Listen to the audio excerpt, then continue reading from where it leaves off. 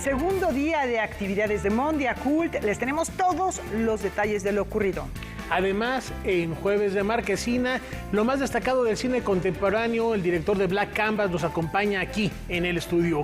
Laura Barrera, bienvenidos amigos del auditorio, esto es Noticias 22. Rafael García Villegas, qué gusto estar contigo, con todo nuestro público. Quédense, tenemos una hora cargada de información. También saludo con mucho gusto, hola, a Laura Regis en la interpretación de lengua de señas mexicana. Y nos vamos, Rafa, a la primera nota que tiene que ver con el Día Nacional del Maíz. Hoy se conmemora, es parte de nuestro patrimonio y curiosamente hay que reflexionar sobre los riesgos y la vulnerabilidad que tiene este alimento, que es primordial para entender el desarrollo de los pueblos en el continente americano. ¿Qué sería de México sin los esquites, el pozole, las tortillas y los elotes? En el país se tienen registradas 64 razas de maíz, de acuerdo con la Comisión Nacional para el Conocimiento y Uso de la Biodiversidad. Parte de las medidas que se han tomado para evitar su desaparición es conservar a la tierra como el banco principal y reconocer la labor de los campesinos, los principales guardianes de esta planta y sus derivados. El doctor Turret, que es un gran estudioso del maíz, habla de que hay tantas variedades como campesinas y campesinos hay en este país. Es decir, millones. O sea, cada campesino tiene una variedad diferente. Cada vez que una familia campesina siembra su maíz hasta 2 ciclos al año, está adaptándolo a las condiciones climáticas. Las 59 variedades nativas de maíz que existen en México están siendo amenazadas por factores como la presión del mercado para ser sustituidas por especies híbridas y también por los contextos ambientales.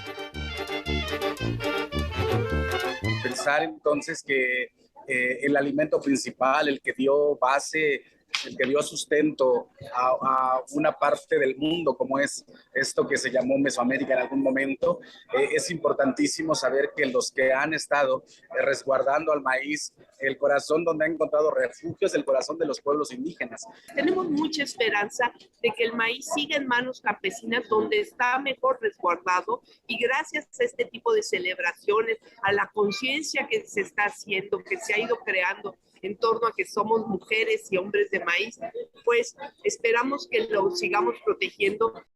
El maíz es a México esa suerte de sustancia que hasta en la mitología encontramos referentes, ¿no? Los dioses antiguos hicieron al hombre y a la mujer de masa de maíz, nada más para que veamos como el ámbito de importancia al que se ha llevado al maíz, ¿no? En el Día Nacional del Maíz, que se conmemora el 29 de septiembre, el llamado es a salvar y conservar este patrimonio biológico. Noticias 22, Karen Rivera. Dicen que nuestro amado general anda rondando los escenarios. Vamos a ver. ¡Da tu liderazgo! En el marco del Festival Cultura UNAM ha tenido su estreno la puesta en escena Nuestro Amado General, dirigida y escrita por Luis Ayllón, quien se convirtió gracias a este proyecto en el primer mexicano merecedor del Ibsen Scope Grant, que apoya proyectos innovadores basados en la obra del dramaturgo noruego Henrik Ibsen. Se presentó un Work in Progress en el Festival Ibsen en mayo de este año. A partir de ahí pues hemos estado trabajando para terminar el espectáculo, que tiene diversos recursos, ¿no? Es muy musical, es muy visual, tiene imágenes en cine. Luis Ayllón toma como punto de partida la obra Espectros, una de las más polémicas de Ibsen, para crear un espectáculo de humor negro y atmósfera surrealista alrededor de una figura militar que encarna el lado más oscuro de la milicia, sobre todo cuando ésta se convierte en el brazo derecho del poder. Yo lo que hago es partir del texto de Espectros, en general más bien de los personajes, ¿no? Porque en la obra de Ibsen la viuda tiene que inaugurar un orfanato. En este caso es la develación de una estatua de un general. La obra gira en torno a la figura del desaparecido general Amado Durán, un militar condecorado y muy respetado, cuyos secretos más íntimos saldrán a la luz en voz de su viuda. El montaje sugiere que el general, una presencia perversa a través del tiempo, pudo haber participado en momentos clave de la historia de México, como el destierro del pueblo yaqui o la construcción de la llamada verdad histórica. Me he basado en noticias, en testimonios, en historias de amigos, rumores incluso, lo cual lo hace muy interesante porque la base son los personajes de Ibsen, pero al mismo tiempo hay un diálogo con nuestra realidad en México. Nuestro amado general tendrá funciones solamente este fin de semana en el Teatro Juan Ruiz de Alarcón del Centro Cultural Universitario. Para Noticias 22, con información de César H. Meléndez. El corazón de las bellas artes en nuestro país, el Coloso de Mármol, está de fiesta.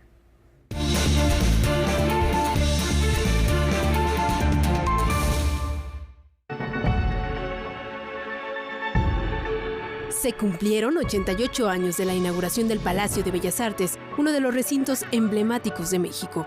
Desde su fundación el 29 de septiembre de 1934, este espacio ha sido escenario de una gran cantidad de actividades culturales. Fue declarado Monumento Artístico de la Nación en 1987 y su construcción inició poco antes de la Revolución Mexicana. Su diseño, inspirado en la ondulación y sensualidad propias del Art Nouveau, combina elementos geométricos y de un mayor nacionalismo estético. Este edificio y sus áreas como la sala principal y el museo también representan el proceso de transición social, política y cultural del país. La tradición del cabaret se viste de gala para confirmar que está vigente y más vigente que nunca. Una docena de compañías formarán parte de la programación de la 19ª edición del Festival Internacional de Cabaret. Es un evento que se realiza en distintas sedes y en el que podemos ver distintas maneras de hacer cabaret, clown, burlesque, conciertos, cabaret político, cabaret drag. Es una fiesta que nos permite reír de la realidad en la que vivimos. La oferta escénica incluirá espectáculos para adultos, jóvenes y menores de edad.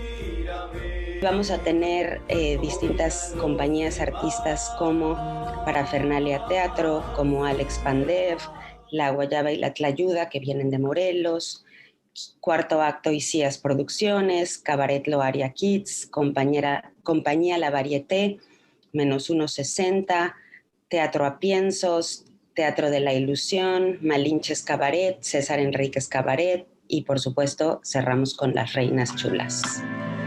Se desarrollará en 4 sedes de la Ciudad de México: el Teatro Bar El Vicio, el Teatro del Pueblo, el Teatro Benito Juárez y el Centro Cultural España. La cartelera y toda la información la pueden encontrar en www.festivaldecabaret.com, todas nuestras redes sociales @festivalcabaret. Este encuentro escénico se llevará a cabo del 20 al 29 de octubre. No se pierdan el Festival Internacional de Cabaret, seguro van a pasar un muy buen rato si nos acompañan. Noticias 22, Óscar Cortés. Ante la amplia oferta de séptimo arte para elegir, nosotros tenemos muy buenas recomendaciones después de la pausa, así que no se desconecten.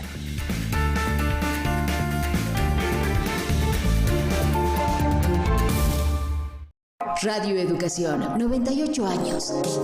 Hoy nos consolidamos como un sistema de comunicación con gran presencia en el mundo digital. Descarga, comparte y disfruta los programas que más te gustan en E-Radio, Recreo y El Reino Encantado. Todo en www.radioeducacion.edu.mx.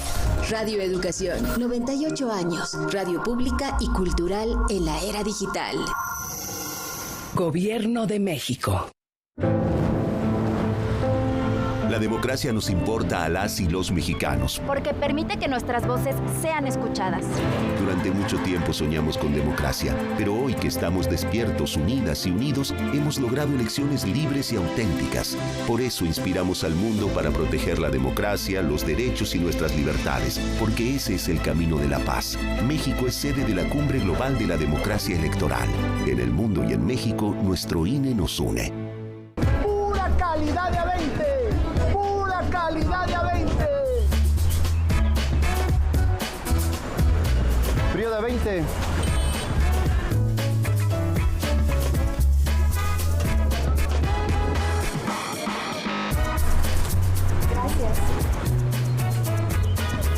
Las monedas de 20 pesos con distintos diseños son válidas para realizar y recibir pagos. Úsalas. Banco de México. ¡Pura calidad de a 20! Un foro de diálogos abierto donde se plantean diversas necesidades de la región en materia de política cultural.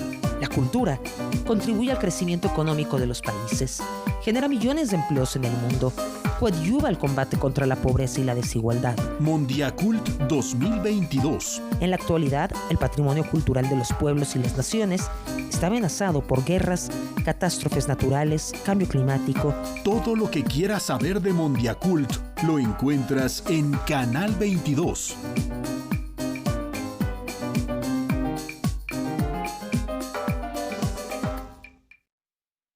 Esta semana, señores, prepárense porque vamos a hablar de secretos del Estado, de secretos, conspiraciones, sociedades. Oh, esas cosas ponen los pelos de punta y ustedes van a saber por qué. Pues porque todo secreto, no le van a decir a nadie, pero no se pierda Algarabía TV esta semana. Viernes, 21:30 horas. Un creador que participó apasionadamente como soldado, militante comunista y artista revolucionario en el espíritu dramático del siglo XX. Por razones ideológicas, Siqueiros nunca se asumió como artista abstracto o surrealista. En estos 2 episodios seguiremos descubriendo la vida y obra de uno de los exponentes más emblemáticos del arte nacional. ¿Quién era David Alfaro Siqueiros? Pinturas apocalípticas, El Coronelazo, en Series Estelares. Nuevos episodios, domingo, 21 horas.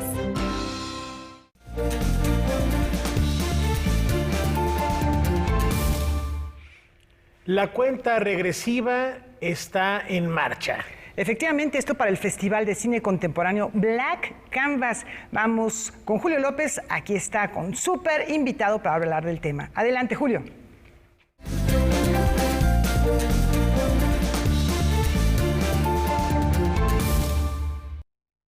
Laura, Rafa, amigos de Noticias 22, muy buenas noches. Ya lo decían, estoy muy bien acompañado por Claudio Silleruelo, director del Festival Black Canvas. ¿Cómo estás, Claudio? Hola Julio, ¿qué tal? Muchas gracias por la invitación. Este festival celebra su 6ª edición, ¿no? Hay que decirlo que también es un encuentro cinematográfico diferente a muchos encuentros que se realizan en nuestro país. Ha tenido invitados muy importantes, ¿no? Ganadores de Osos de Oro, que es el máximo galardón que se entrega en el Festival de Berlín, y por supuesto un premio más conocido que es el premio Oscar, ¿no? Sí, el año pasado tuvimos la posibilidad de compartir con Radu Jude, un cineasta rumano, quien ha ganado el Oso de Oro en la pasada Berlinale, y Ryosuke Hamaguchi, ganador del Oscar a Mejor Película Extranjera, quien dio una clase magistral en el festival. Digamos que el festival tiene una vida corta comparada con otros festivales, pero eso no quiere decir que no tengan una oferta que se ve poco, no solamente en México, sino en otras partes del mundo. Tienen muchísimas premieres en esta ocasión. Sí, estamos hablando de que en estos 6 años se han proyectado alrededor de 800 películas de distintas partes del mundo. Es un festival Black Canvas que busca resaltar el cine de autor, el cine más artesanal, un cine que se ve muy pocas veces en las plataformas convencionales, en plataformas mainstream, un cine enfocado en el cine independiente, pero que trae lo mejor del cine de autor del mundo, películas que vienen de los festivales más importantes como Cannes, Berlín, Venecia, y este año tenemos 8 premieres mundiales, 51 premieres latinoamericanas, 59 premieres nacionales y 9 premieres en la Ciudad de México. Entonces son películas que no han estado en ningún otro festival de cine en México y películas que pueden encontrar con un público que está ávido de encontrarse con una oferta completamente diferente. Bueno, ahí lo tienen, ¿no? Estas películas no se han visto prácticamente en ningún rincón de nuestro país. Algunas han llegado, pero pues hay muchísimas plataformas. Tienen 2 retrospectivas este año. Sí, una dedicada a la cineasta suiza Andrea Stacca. Andrea viene a México a presentar 6 películas, películas que consideramos sumamente vigentes por los contrastes políticos, sociales y sobre todo que contrastan con la guerra que está sucediendo ahora en Ucrania. Andrés Stacca creció en la antigua Yugoslavia, entonces bueno, podemos hablar de este tipo de conflictos que hoy están muy vigentes en el mundo. ¿Cuál es la otra retrospectiva? Ruth Beckermann, cineasta austriaca. Presentaremos una retrospectiva casi completa, 6 películas en la Cineteca Nacional y en Cinemex. Y además, la otra parte de su filmografía en Da Films, una plataforma que pertenece a la Doc Alliance Europea y en donde podemos encontrar el resto de sus películas. Y su última película, Münzenwacker, una película que estrenó en la sección Encounters, en la cual ganó un premio también de la Berlinale. Y ahorita que estabas mencionando justamente la Cineteca Nacional, y ya lo mencionaba Rafa, el día de mañana es la inauguración del Black Canvas y el público está invitado porque la entrada es libre, ¿no? Sí, queremos invitarlos a todos. La película empieza a las 8 de la noche. Es una película francesa dirigida por Serge Bosson. La película estrenó en el Festival de Cine de Cannes hace unos cuantos meses, en mayo. Serge Bosson vino a México en el 2018 a dar también una clase magistral, a presentar una película que se llama Madame Hyde, protagonizada por Isabelle Huppert. Entonces, bueno, Serge Bosson es uno de los grandes cineastas del cine contemporáneo francés, probablemente uno de los que más están reinventando el cine y el lenguaje y todas sus posibilidades. Digo, para muchas personas, digamos que todos estos nombres son ajenos, ¿no? ¿Qué podríamos encontrar en el Black Canvas, ¿no? ¿A qué público un poco va dirigido? Pensando justamente en lo que mencionabas, ¿no? Que son películas que regularmente no vamos a encontrar en una plataforma de streaming. Yo creo que va dirigido a todo el público. Es un festival abierto, incluyente, un festival que pretende conectarnos con el cine desde los lugares más primitivos, lo más esencial en términos de encuentro, desde las percepciones y la sensorialidad. Y creo que todas las personas que estén interesadas en mirar cine y seguirse enfrentando con lo que sucede con el otro, desde desde la otredad geográfica, personal, desde la otredad del ser humano, ¿no? En sus distintas manifestaciones. Y lo más interesante justamente de este festival es que además de las películas van a estar 22 invitados en esta edición del festival. Sí, tenemos 22 invitados internacionales que representan lo mejor del cine actual, lo mejor del cine del mundo, filmado entre el año 2021 y 2022, y alrededor de 40 directores y directoras mexicanos que se encuentran en las distintas categorías de competencia del festival y en las secciones Panorama. ¿Dónde vamos a poder ver este festival? En Cineteca Nacional, con 3 salas, Cinemex, Insurgentes, 2 salas, la Universidad de la Comunicación, con entrada libre, el Cinema IFAL, el Centro Cultural España y la Casa del Cine en el centro de la Ciudad de México.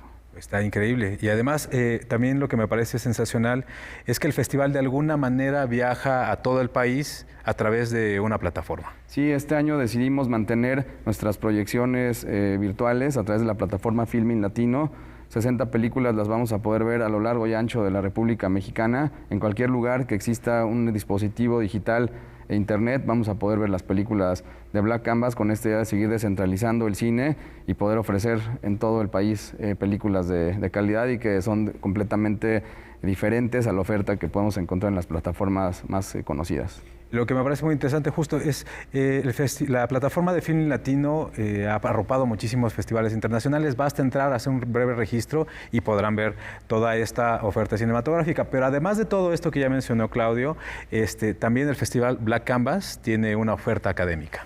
Sí, la extensión del Canvas son actividades de formación y académicas que tienen la intención, el objetivo de sensibilizar y de activar el pensamiento, la discusión y el diálogo en torno al cine y sobre todo que va enfocada en jóvenes cineastas, en jóvenes estudiantes de cine, para seguir sembrando esta idea magnífica de que el cine es un arte joven, un arte que tiene muchas posibilidades y que no se limita a lo que desgraciadamente nos han inculcado a través del tiempo en lo que consideramos podría ser el lenguaje, ¿no? Que creo que ha estado muy limitado y a través de películas como las que se muestran en Black Canvas y estos grandes directores podemos exponenciar estas posibilidades. Nada más para tener como un panorama mucho más amplio, este año ¿cuántas películas recibieron y luego cuántas se van a proyectar en este? Se recibieron alrededor de 4,000 películas de todas partes del mundo, incluyendo México, y se van a presentar 127 películas de 45 países diferentes. Digamos, es un festín que difícilmente es abarcable, pues, ¿no? Sí, yo creo que es un oasis en el desierto, ¿no? En términos de la oportunidad de poder ver estas películas y que las vamos a encontrar en México, en espacios ya conocidos por el público cinéfilo. Black Canvas tiene como objetivo encontrarse con con este público, desarrollar un nuevo público y sobre todo enfrentarnos a nuestros propios, desarrollar nuestra mirada fílmica en conjunto con estos grandes directores que se atreven a dar distintas representaciones del mundo y de la realidad. Claudio, pues solo me resta agradecerte muchísimo que hayas estado esta noche con nosotros aquí en Noticias 22. Muchas gracias, Julio. Bueno, pues ahí lo tienen. Este encuentro cinematográfico empieza el día de mañana en la Cineteca Nacional. Lleguen temprano para que puedan pedir su boleto en la taquilla. 6:30, yo creo que está bien una hora que estén antes porque el cupo es limitado. Vamos a cambiar de tema porque llega a la cartelera comercial El Otro Tom, la más reciente película del director Rodrigo Pla, que ahora codirige con Laura Santulo. Red is happiness. There's yellow for when you're bored and black for when you're really, really angry. El Otro Tom, codirigida por Laura Santulo y Rodrigo Pla, es una película que critica y pone sobre la mesa los diagnósticos de déficit de atención, pero sobre todo los métodos para tratarlo. Luego lo que ocurrió también es el hecho de ser padres, que nos acercó también a estos trastornos que proliferaban en el entorno de nuestros hijos y en general de los niños, que empezó a ver como muchos niños medicados, muchos niños diagnosticados, y eso obviamente para nosotros fue una suerte como de alerta. Justo a esto responde el título de la película, El Otro Tom. Tanto cambia un niño medicado cuando no lo está, que tratamos hasta de incluirlo en el propio título. O sea, El Otro Tom habla de ese niño con las medicinas y cuando no las tiene, ¿no? El largometraje gira en torno a Elena y su hijo Tom, un niño cuyo comportamiento se vuelve preocupante para las autoridades escolares. Los médicos determinan que tiene trastorno por déficit de atención e hiperactividad y la solución es medicarlo. Cuando su madre se niega a darle los medicamentos, los servicios de protección infantil amenazan con quitarle la custodia. Veníamos trabajando en nuestras películas un poco con la ausencia del Estado, ¿no? Tanto en La Zona, La Demora, en El Monstruo de Mil Cabezas, o sea, ciudadanos comunes que se enfrentan como a situaciones conflictivas, donde no hay un Estado que ayude a dirimir los problemas. Y aquí dijimos, bueno, ¿qué pasa si nos colocamos del otro lado? ¿Qué pasa si tenemos un Estado mucho más presente, ¿no? ¿Cuáles son esos límites de incidencia de ese Estado? O sea, ¿hasta dónde pueden llegar? Creo que en buena medida el Tom transita sobre una idea de cuáles son los límites de la normalidad. Se pregunta justo por esas fronteras, por esos límites, ¿no? La producción se realizó en El Paso, Texas, con actores no profesionales. El mismo lugar fue nutriendo la historia, separando la obra literaria de la cinematográfica. El Otro Tom se estrena este fin de semana en la cartelera comercial. Noticias 22, Julio López. Bueno, ahí lo tienen, un tema muy interesante. Además, esta película tiene 5 nominaciones a los premios Ariel, que ya muy pronto se entregarán el 11 de octubre. Vamos a cambiar de tema porque hay otra película que llega a la cartelera comercial muy pronto, se llama Influencia y tiene que ver con una pandemia también. ¿Cuánto tiempo llevas viviendo así? La película Influencia marca el debut del director Pablo Aura-Langer, un filme que tuvo una larga espera para poder estrenar en la cartelera comercial. Esta película se estrenó originalmente pues, en festivales y tenía su estreno en 2020, en mayo de 2020.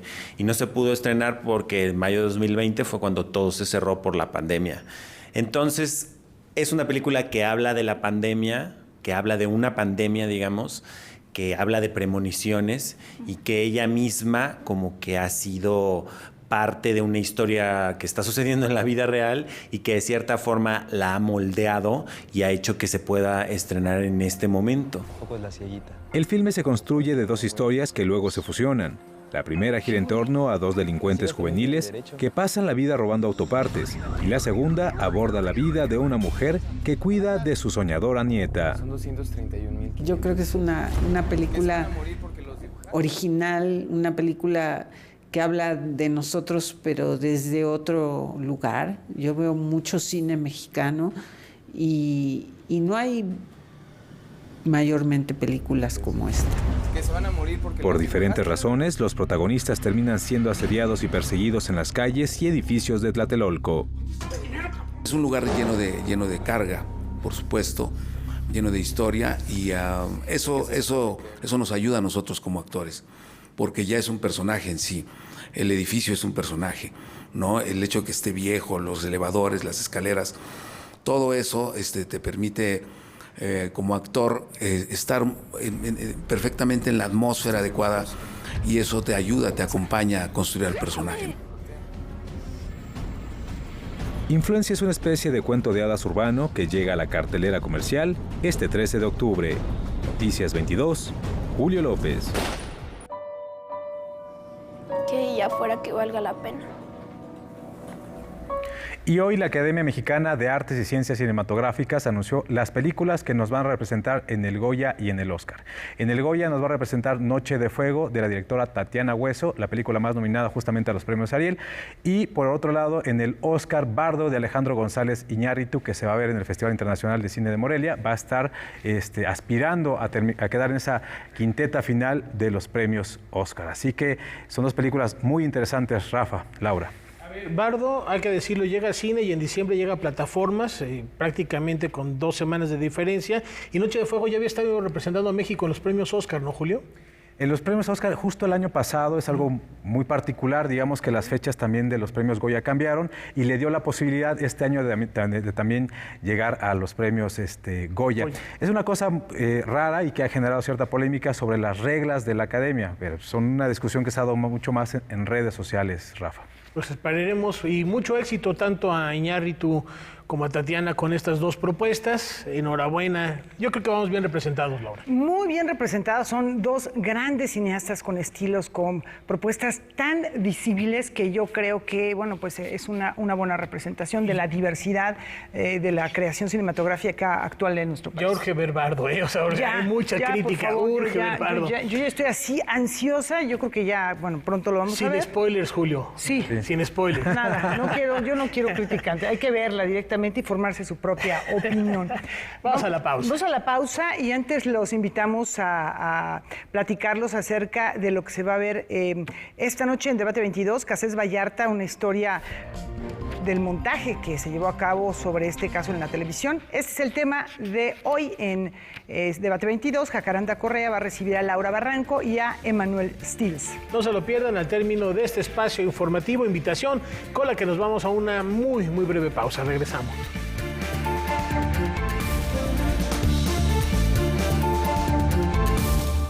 La vida es un regalo. Cuando lo abres, te llenas de posibilidades. Te permite aprender, conocer, divertirte, construir tu futuro y, claro, protegerlo. Por eso es importante que hagas tu testamento. Es fácil, rápido y seguro. No necesitas ser mayor de edad. Aprovecha las facilidades del mes del testamento. Construye tu patrimonio y herédalo a quien quieras. Tú decides. El mejor momento es ahora. Secretaría de Gobernación. Gobierno de México. ¿Y cómo ven que vienen los del INEGI para hacerme unas preguntas del censo agropecuario? Y luego, pues respondí, por mis tierras. Por mis cosechas. Yo respondí por mi ganado. Por mi trabajo. Por el campo. Porque respondiendo al censo, conocemos más sobre el campo. Censo Agropecuario 2022. Contar lo que es importante para el campo es importante para México. Participa. Del 19 de septiembre al 30 de noviembre. Tus respuestas son confidenciales. La medalla Belisario Domínguez es la máxima presea que reconoce anualmente a las mexicanas o mexicanos que destaquen por su ciencia o virtud en grado eminente y también como servidor de nuestra patria o de la humanidad. El Senado de la República convoca a la ciudadanía a postular a aquella persona merecedora de esta distinción hasta el 30 de septiembre próximo. Las candidaturas deberán proponerse únicamente en medallaBelisario.senado.gov.mx. Senado de la República, 65ª legislatura. Un foro de diálogos abierto donde se plantean diversas necesidades de la región en materia de política cultural. La cultura contribuye al crecimiento económico de los países, genera millones de empleos en el mundo, coadyuva al combate contra la pobreza y la desigualdad. Mondiacult 2022. En la actualidad, el patrimonio cultural de los pueblos y las naciones está amenazado por guerras, catástrofes naturales, cambio climático. Todo lo que quieras saber de Mondiacult lo encuentras en Canal 22.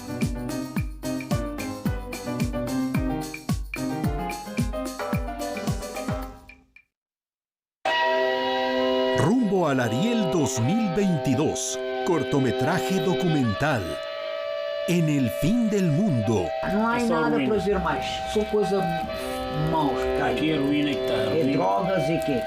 Flores de la llanura. Kuna luang kuna chushna tena makana nande nda chana tant uinat ama.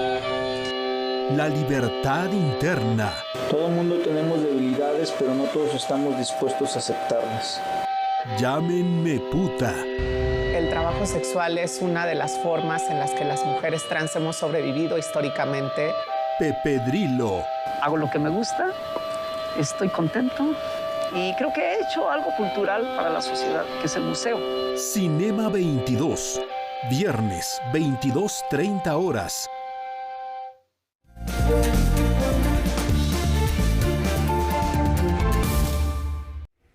Se llevó a cabo la segunda jornada de actividades de Mondiacult. Vamos a ver qué se presentó el día de hoy. En el segundo día de actividades de Mondiacult se realizó la mesa Patrimonio y Diversidad Cultural en Crisis. Vamos a ver lo que dijeron los participantes. Con la participación de los ministros de Albania, Ecuador, Georgia y Nueva Zelanda, entre otros, se plantearon los retos para salvaguardar el patrimonio ante el cambio climático. Nosotros esperamos que nuestras experiencias también puedan enriquecer las políticas internacionales y los marcos legislativos sobre patrimonio y calamidades naturales para enriquecer el diálogo. Filipinas se mueve poco a poco hacia la institucionalización de los planes de gestión post-desastre a nivel local y a nivel nacional. Estos impactos en el patrimonio y los planes de conservación han sido ya mandato de nuestra ley de patrimonio y cultura que se promulgó en 2010. Así también se hizo un llamado para detener el tráfico ilegal de bienes culturales. El pillaje y el tráfico ilegal de los bienes culturales son perjudiciales para la dignidad de los pueblos y reducen el margen de maniobra para el avance social y económico. Esta es la pertinencia de nuestro combate por los derechos culturales de los pueblos, que pasa por la conservación del patrimonio cultural a través de la nueva política cultural de Benín. Noticias 22, Alberto Aranda. Como hemos subrayado, este encuentro nos permite medir el pulso del quehacer cultural alrededor del mundo. Acompáñenos precisamente en este recorrido. El pasado mes de diciembre de 2021, la ministra de Cultura de la República de Croacia, Nina Vulin, fue la encargada de coordinar la reunión regional para Europa previa a Mondiacult 2022. En ella, la preocupación por el estado del sector cultural en el viejo continente dominó el encuentro. Many countries highlighted the need for this conference, for Mondiacult, to reassess all our development policies, need to reassess the need to include culture more strongly in SDGs, in Sustainable Development Goals. There were quite a lot of discussion about international assistance and aid. Ante la crisis originada por la COVID-19 y la pospandemia en el ámbito cultural, la ministra croata destaca la resiliencia del sector cultural que, en el caso de Europa, también refrenda los lazos de unión en el continente. As for us in the cultural field, we have strengthened our cooperation with the European Union, but we also are eager and continue cooperating with all the other neighboring countries, and also with our colleagues in the UK, which for different political reasons decided to leave. Tras 40 años de no realizar un encuentro entre ministros de cultura, la representante croata destaca, no obstante, el desarrollo que en décadas recientes ha tenido el sector cultural en todo el orbe, razón por la cual estima necesario ajustar las políticas. we have seen a huge growth, especially when we talk about culture industries, and culture has been recognized also as a contributor to economic growth. But still, in many countries, there is still no stable support for culture. There are no elaborated culture policies. I think this conference should be used also as an opportunity to advocate for strengthening capacities for development of culture policies that are going to be adjusted for today's challenges and today's needs. Noticias 22, Víctor Gaspar. Seguimos en este encuentro. Ahora conozcamos la percepción marroquí. El ministro de la Juventud, la Cultura y la Comunicación de Marruecos ve con ojos frescos la sinergia que se puede establecer entre los ancestrales sitios patrimoniales, su conservación, difusión y las nuevas tecnologías. Faire évoluer grâce à la technologie, on parle de tout ce qui est technologie très avancée pour faire vivre le site patrimonial à l'image de ce qu'il était il y a 1000 ans, 2000 ans ou 3000 ans. Et donc là c'est intéressant ce mélange entre, j'ai envie de dire, cette authenticité du patrimoine et cette modernité que connaît le monde et sur laquelle on essaie d'investir. Otra de las líneas que el ministro marroquí ha explorado es la reciente cooperación internacional con Corea y ahora, en el contexto de Mondiacult con México, al firmar un tratado de cooperación cultural. Aujourd'hui, nous avons tout à gagner de ce partenariat entre Marocains et Mexicains. D'abord, premièrement, en tant que ministre de la Jeunesse et de la Culture, le plus important, c'est les échanges humains qu'il va y avoir grâce à ce partenariat. Et deuxièmement, bien sûr, l'échange d'expériences. Le Maroc a une expérience particulière dans l'architecture de terre et bien sûr, le Mexique est connu pour la restauration de ces différents patrimoines. El ministro marroquí está consciente de la difusión del patrimonio cultural de su país a través de los medios masivos. Le cinéma est un chantier à développer aujourd'hui. Moi, je pense que le cinéma peut nous aider à mieux faire connaître notre pays, l'histoire de notre pays, les valeurs de notre pays et faire découvrir tout simplement parce que grâce au cinéma, on peut aussi amener le touriste à visiter notre pays. Vous savez, la première fois que j'ai vu le Mexique, c'était à la télé, grâce à une telenovelas. Et donc, ça m'a permis de connaître un peu le Mexique. Hein. Bien sûr, pas comme on le visite, mais au moins on a une idée, une image. Donc cette idée-là, on veut aussi la développer aujourd'hui. Noticias 22, Víctor Gaspar. Por parte de la representación sueca, este es el sentir en el Mondiacult. Uno de los ejes que ha ocupado la Cumbre Mondiacult 2022 es el relativo a la protección y conservación del patrimonio cultural material e inmaterial de los pueblos indígenas. Además de una estrategia de reconciliación con su pasado, Canadá ha implementado políticas de protección en las que las lenguas originarias ocupan un lugar preponderante. Demasiados se han perdido. En otros casos quedan 4, 5, 10 personas que lo hablan, que ya tienen 80, 90 años, que lo vamos a perder. Entonces, hemos pasado una ley, yo lo pude hacerlo como ministro, para rehabilitar los idiomas autóctonos, para invertir, por ejemplo, en profesores que van a formar otros profesores, etcétera, etcétera, pero también invertir en la creación de música indígena, de televisión indígena, de películas indígenas. Entonces, es un esfuerzo global. En complemento con su pasado, la política cultural canadiense también tiene presente el impacto de las nuevas tecnologías, el Internet y la distribución de contenidos que, finalmente, también son productos culturales insertos en la dinámica de la sociedad, sector privado tecnológico, que Canadá suma a su política cultural. Cuando tenemos los gigantes que llegan como Netflix, Disney, que a mí me gusta mucho, ¿no? Pero vienen acá, en Canadá, por ejemplo, aprovecho el sistema sin contribuir. Entonces nosotros tenemos un proyecto de ley que bajo mi ministerio que va a hacer que esos streamers, esas grandes plataformas que otra vez queremos mucho, pero eso les va a obligar a contribuir a la cultura canadiense. Y ese dinero que vamos a recoger lo vamos a invertir en producción local, en inglés, en francés y en varios idiomas también, incluyendo en español. Canadá país cuya población está constituida históricamente a partir de la migración, conoce el aporte cultural de los pobladores que llegan al país y que aportan no solo fuerza laboral, sino su cultura de origen. De ello, el propio ministro Rodríguez es ejemplo, habiendo migrado desde Argentina a los 8 años. Me llamo Pablo Rodríguez, nací en Argentina y soy diputado nacional y ministro de la cultura. Lo que quiero decir por eso que en un país como Canadá, las cosas son posibles. No es que sean fáciles, hay que trabajar, hay que luchar, hay que pelear, pero las cosas son posibles. Un inmigrante puede llegar hasta un alto nivel. Podríamos tener un inmigrante primer ministro de Canadá sin ningún problema. Y eso va a ocurrir dentro de poco, estoy seguro, también, porque valorizamos este aporte del inmigrante de todo tipo. Noticias 22, Víctor Gaspar.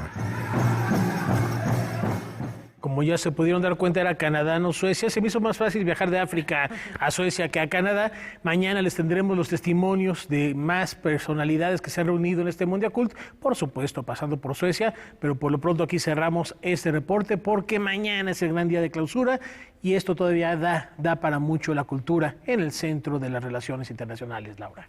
Así es, vamos a tener más información mañana y por lo pronto, como cada semana, tomemos un respiro y aprovechemos para descubrir cómo nos leemos en otros.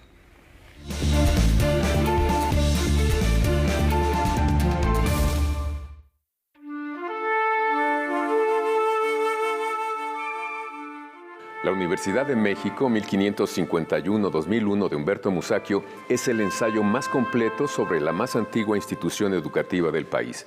Varios mitos y ritos se ciernen en su historia, pero más allá de todo eso, el estudio enciclopédico de Musacchio nos hace ver realidades que su comunidad debe atender, como el que no haya tenido una rectora en su historia o el racismo y clasismo de sus orígenes.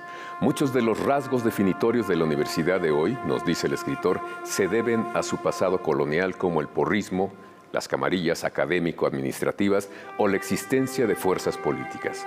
Su presencia en la vida pública ha hecho que la universidad haya participado en grandes cambios como el de 1968, un cambio definitivo no solo para la institución, sino para el país. La UNAM realiza más de la mitad de la investigación científica mexicana y es el segundo gran impulsor de la actividad cultural. Nuestros 3 premios Nobel se formaron en sus aulas. Alfonso García Robles, Octavio Paz y Mario Molina, pero enfrenta grandes retos como el que, con una matrícula mayormente femenina, no haya tenido una rectora y el que su campus no esté exento de la violencia de género. Los libros son ventanas para mirar lo nuevo y para mostrar lo nuestro. También son puentes para transitar por esos mundos paralelos que enriquecen al nuestro. Cuénteme qué lee, porque la lectura es una tarea colectiva. Nos leemos en otros. Es momento de hacer una pausa. Regresamos, no a Marruecos, no a Suecia, aquí a Noticias 22 en un instante.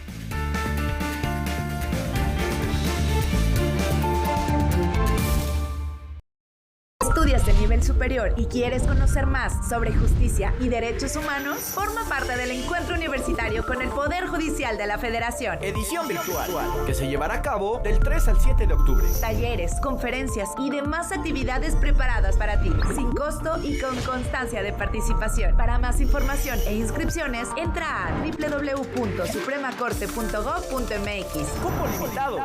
Suprema Corte, el poder de la justicia.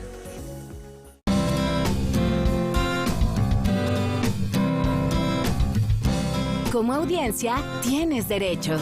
Debes conocerlos para poder ejercerlos y ser parte de los televidentes críticos y participativos. Es muy importante que sepas que los programas deben incluir al principio y a la mitad de su transmisión un mensaje que indique si son aptos para ser vistos por la infancia o no. Un programa puede contener temas para adultos, pero puede ser adecuado para ser visto por adolescentes. Entonces, aparecerá la clasificación B15 y podrá transmitirse a partir de las 9 de la noche. Ningún programa clasificado solamente para adultos debe ser exhibido antes de las 9 de la noche. Para más información, consulta la página de defensoría.canal22.org.mx.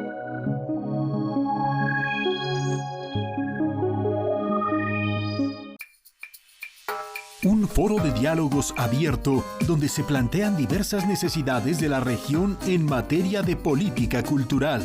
La cultura contribuye al crecimiento económico de los países, genera millones de empleos en el mundo, coadyuva al combate contra la pobreza y la desigualdad. Mondiacult 2022. En la actualidad, el patrimonio cultural de los pueblos y las naciones está amenazado por guerras, catástrofes naturales, cambio climático. Todo lo que quieras saber de Mondiacult lo encuentras en Canal 22.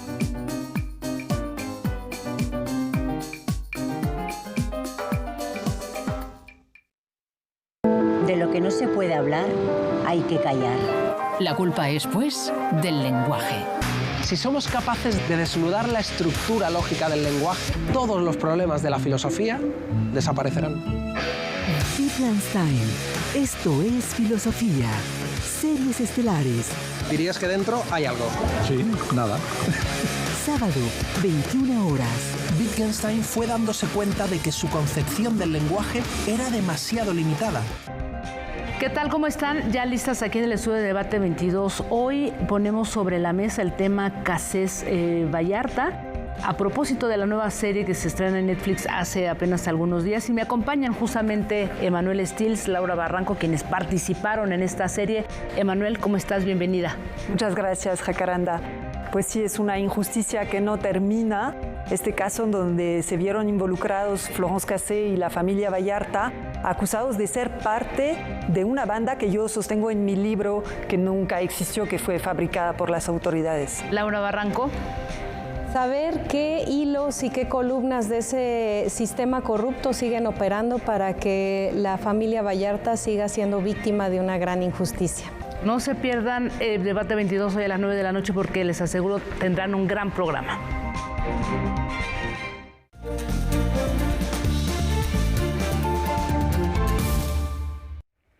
Hoy, para divisar la región, nos situamos al filo del agua.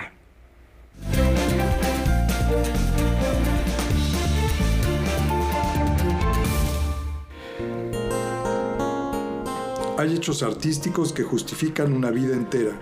Este es el caso de la novela Al filo del agua, de Agustín Yáñez, quien fue muchas otras cosas, entre ellas secretario de Educación Pública de México, o gobernador de Jalisco, o presidente de la Comisión Nacional de Libros de Texto Gratuitos, además de autor de otras obras de narrativa, de ensayo y novelísticas.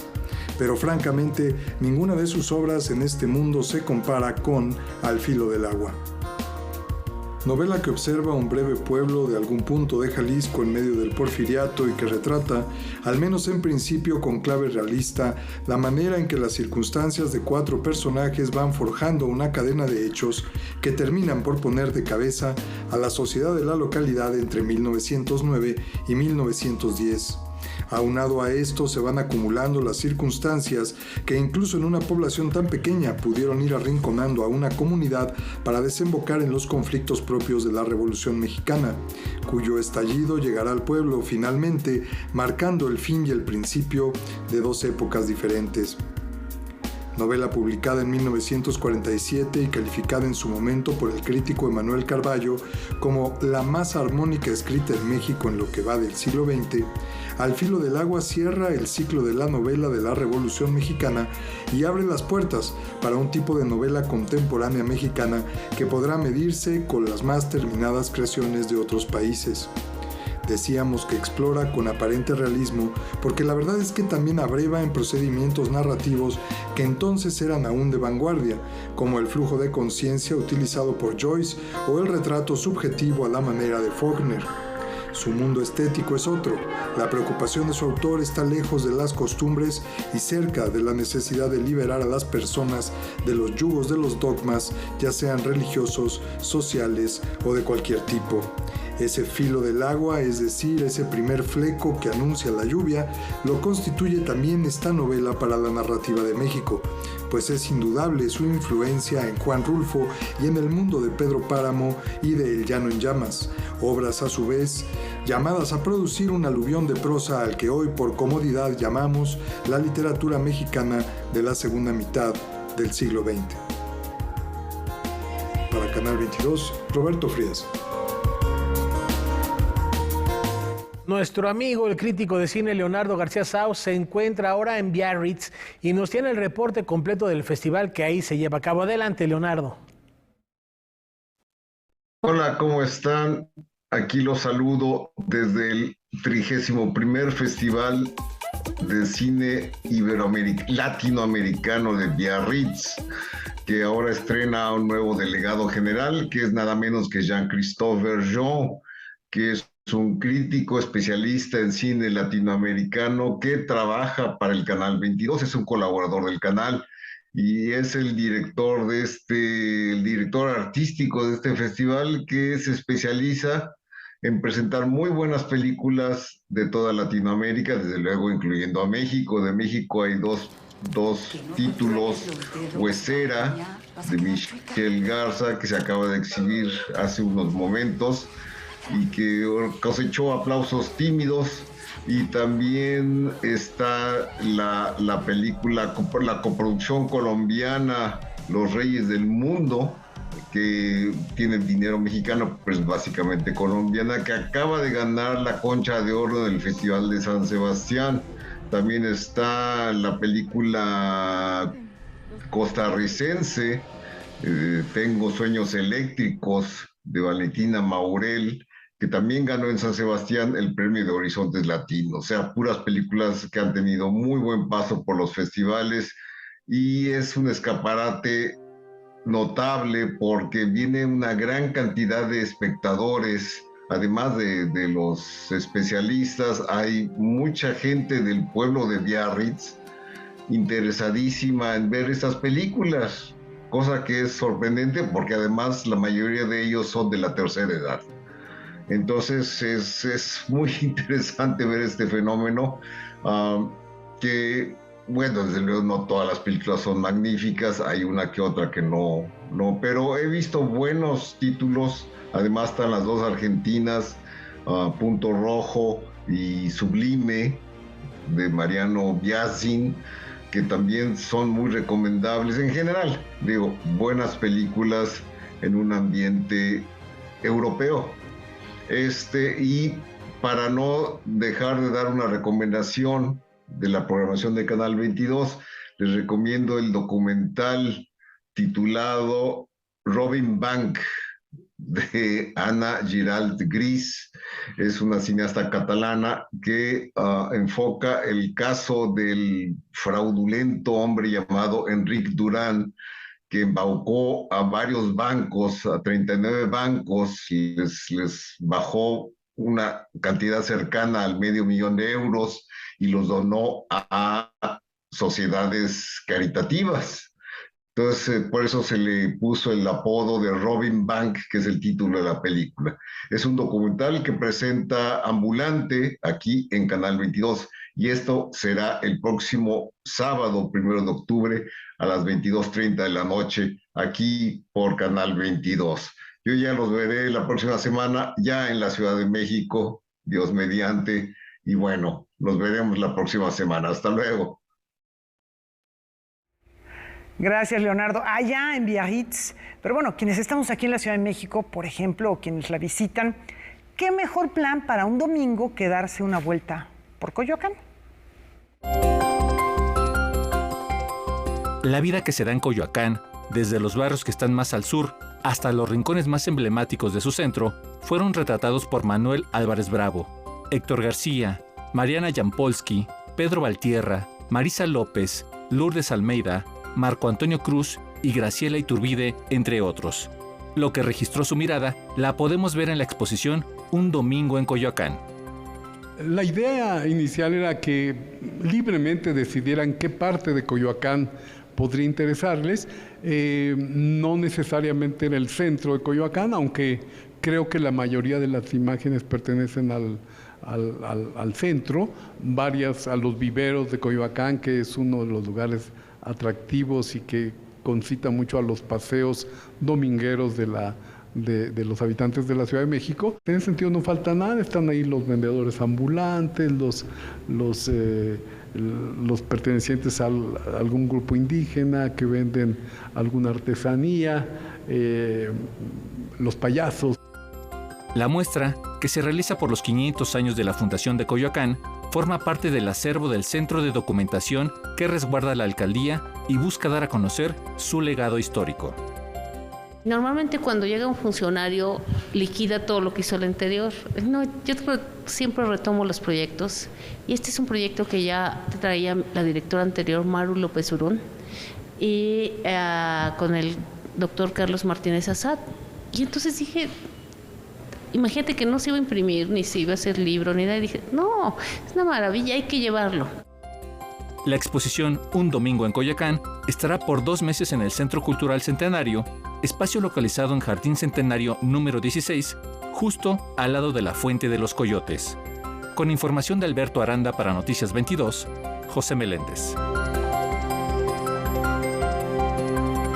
Pues nos vamos con música, un violinista formado en el conservatorio, que después, Rafa, le interesó mucho la música más popular, el jazz, por ejemplo, tocando con músicos, habiendo estudiado en el conservatorio, tocando con músicos de concierto, pero también con jams con Frank Zappa, por ejemplo. Sí, el jazz fue el género que él abrazó, y estamos hablando no de cualquier conservatorio, del Conservatorio de París, él es francés, y cumple 80 años Jean-Luc Ponty, además televidente de Noticias 22. Le mandamos una felicitación porque está bien, ¿no? Y así lo celebramos esta noche. Muchas gracias y hasta mañana.